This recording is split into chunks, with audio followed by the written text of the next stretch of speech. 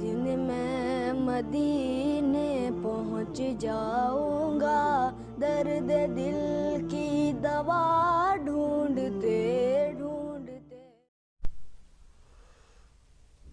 نحمدہ ونصلی علی رسولہ الکریم، اما بعد۔ بچوں کے حوالے سے کہ کون سی چیزیں ہیں جو بچوں کے حافظے کو بڑھاتی ہیں، بہت بڑا ایشو ہے آج کل۔ یہ سبق یاد نہیں ہوتا، یاد کرتے ہیں جلدی سے بھول جاتا ہے، تو اس میں چند چیزیں اگر آپ وہ استعمال کرنا شروع کر دیں گے انشاءاللہ حافظہ بہت اچھا ہو جائے گا، سبق یاد بھی ہوگا، یاد رہے گا بھی انشاءاللہ۔ سب سے پہلی چیز ہے شہد۔ قرآن کے اندر انہوں نے اس کو شفا فرمایا ہے۔ شہد کے استعمال سے حافظہ مضبوط ہوتا ہے۔ دوسری بات یہ ہے کہ قرآن پاک کی تلاوت۔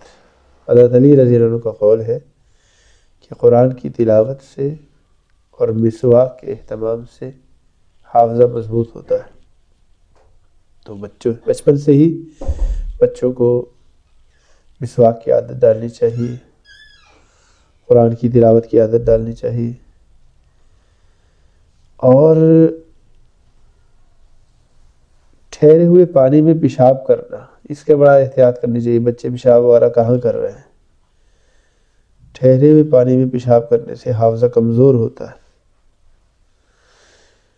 آیت الکرسی پڑھنے سے حافظہ مضبوط ہوتا ہے۔ آیت الکرسی پڑھنی چاہیے کثرت سے، تاکہ حافظہ اور بہتر سے بہتر ہوتا جائے۔ بچپن سے یاد کرا دینی چاہیے۔ سید الآیات ہے، قرآن کی ساری آیتوں کی سردار آیت ہے، اور یہ بھی لکھا ہے اللہ والوں نے کہ اللہ والوں کی زیارت کرنا، علماء کی زیارت کرنا، اس سے بھی حافظہ مضبوط ہوتا ہے۔ ہر دیکھے کا اثر ہوتا ہے، جب غلط دیکھیں گے تو اس کا اثر دل پر ہوگا، تو جو صحیح دیکھا جائے گا تو اس کا اثر کیوں نہیں ہوگا دل پر؟ تو علماء کی زیارت کرنے سے، اللہ والوں کی زیارت کرنے سے بھی حافظہ بہتر ہوتا ہے۔ بچوں کو علماء کے پاس، اللہ والوں کے پاس لے کر جانا چاہیے۔ اسی طرح کسی پھلدار درخت کے نیچے پیشاب کرنے سے بھی حافظہ کمزور ہو جاتا ہے۔ تو یہ بھی احتیاط کرنی ہے کہ کہیں پھلدار درخت کے نیچے تو بچے کو پیشاب نہیں کرایا جائے۔ پارکوں میں جاتے ہیں ایسے ہی غفلت میں کرا دیے پیشاب، تو یہ بات ٹھیک نہیں ہے۔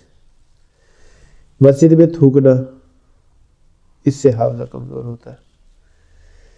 یعنی یہ آداب بچپن سے بچوں کو سکھائے جائیں، کہاں کیا کرنا ہے، کیسے کرنا ہے، پیشاب کہاں کرنا ہے، تھوکنا کہاں ہے، کہاں نہیں تھوکنا۔ اللہ کے نبی نے ساری تعلیمات دی۔ بسم اللہ پڑھے بغیر کھانا کھانا، بسم اللہ پڑھے بغیر کھانا کھانے سے بھی حافظہ کمزور ہو جاتا ہے۔ اسی طرح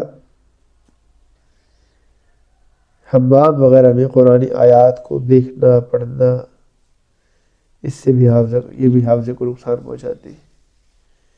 تو ان باتوں کو بچپن میں بچوں کو ڈال دی جائے ان کے دماغ میں، ان کی عادات میں، ساری زندگی پھر اس پر عمل کریں گے۔ اللہ تعالی ہمارے بچوں کو بہترین حافظہ نصیب فرمائے، اچھی یادداشت نصیب فرمائے، اور اچھے کام کرنے کی توفیق عطا فرمائے۔ وآخر دعوانا الحمدللہ رب العالمین۔